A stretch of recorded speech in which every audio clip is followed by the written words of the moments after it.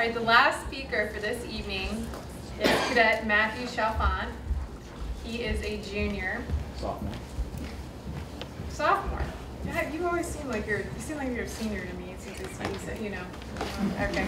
A great Toastmaster as well. Okay, Cadet Chalfant is a sophomore, and the title of his speech is Leader versus Manager. Leader versus Manager, Cadet Chalfant. Alrighty. This is probably the stiffest competition I've ever faced. It's my second year as a Toastmaster, and I can tell you already that I don't have a stirring love song. I don't have a heartstring pulling story for you. What I've got for you is something very technical, because in a way that's how I am. So leader versus manager. Now these are two words that are often used interchangeably, but wrongfully so. So the best definition I can find to delineate the two is that a leader does what's right and a manager does things right.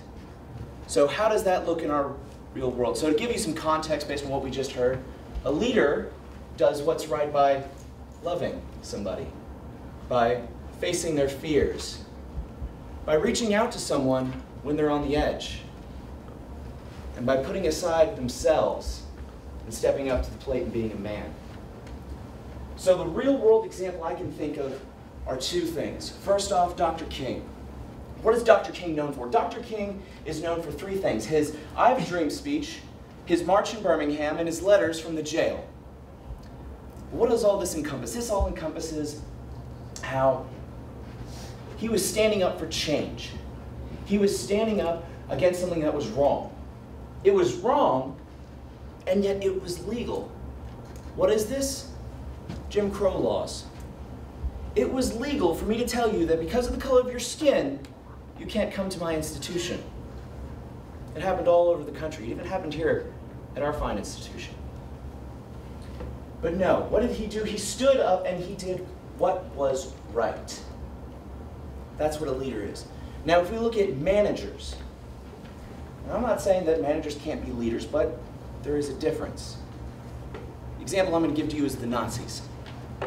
What are the Nazis known for? The first thing that pops to everyone's head is the Holocaust.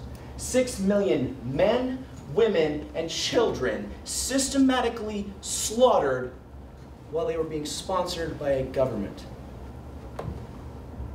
How many artists did we lose? How many doctors? How many scientists, engineers, musicians? What did we lose from 6 million people? Did we lose the cure for cancer? Did we lose the next great composer? I don't know. I can't tell you. It was stolen from us. How did this happen? How did it happen where we had military leaders in the upper echelons and government, political leaders in those same upper echelons right next to Hitler, one man? How did this happen? Well, there were too many managers and not enough leaders. When the order came down for them to collect the Jews and put them in a concentration camp, shove them in a room and gas them, where were the leaders? They were nowhere to be found. Instead, that general stood there and said, "Jawohl, mein Führer." That is wrong. So changing topics, how does that apply to us here? Well, in case you hadn't noticed, the Citadel, it's a little different. I don't know if you've noticed the white stucco buildings that look like castles, or these gray uniforms that seem to be all the rage here on campus. It's not the new college trend, it's not. What are we known for? It's not academics. We have a fine education. Citadel education is excellent. It's not our athletics. We are far from Alabama, Ohio State. We are not that athletic powerhouse. No, what is our calling card? It's leadership and discipline.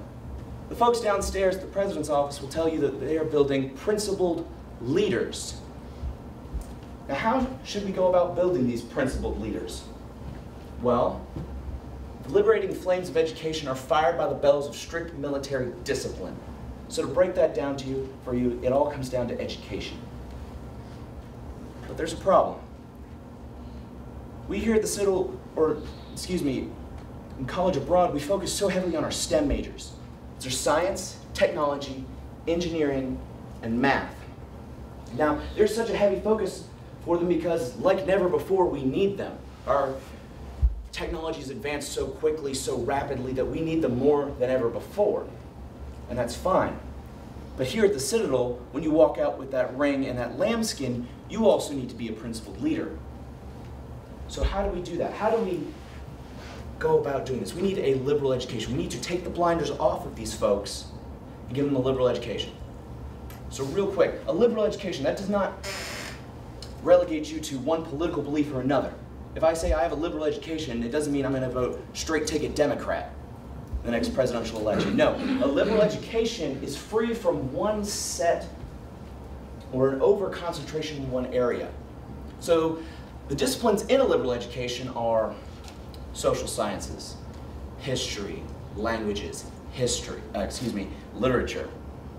These things give us a broader perspective, a perspective that I'm not able to understand.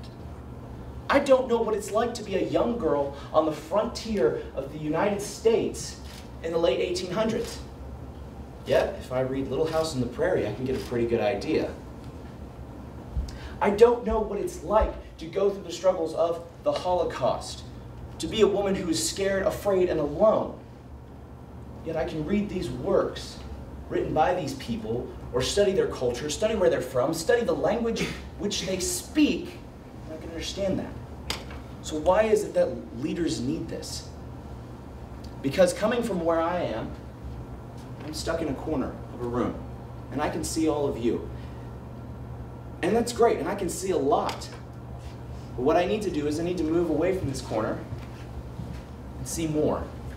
I need to be able to expand my mind, not to do just things right by checking boxes and doing what I'm told, but I need to have the perspective. So that way, let's say I'm an engineer, I'm not.